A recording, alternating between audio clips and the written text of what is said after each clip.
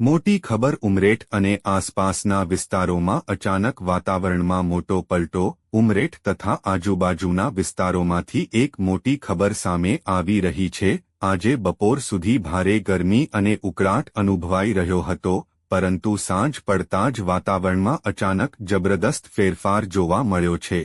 આકાશમાં ઘેરા કાળા વાદળો છવાઈ ગયા અને પવનની ગતિ એકાએક ખૂબ તેજ બની ગઈ। થોડી જ વારમાં ધૂળિયા પવન સાથે વરસાદ શરૂ થયો, જેના કારણે લોકોને ગરમીમાંથી મોટી રાહત મળી છે।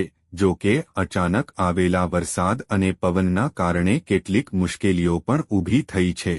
શહેરના અનેક વિસ્તારોમાં વરસાદી પાણી ભરાઈ જતા ટ્રાફિક ધીમો પડી ગયો છે। ખાસ કરીને બજાર વિસ્તાર અને નીચાણવાળા વિસ્તારોમાં લોકોને અવરજવર કરવામાં મુશ્કેલીનો સામનો કરવો પડી રહ્યો છે। સાથે સાથે તેજ પવનના કારણે કેટલાક વિસ્તારોમાં વીજ પુરવઠો ખોરવાયો હોવાના અહેવાલો પણ મળી રહ્યા છે।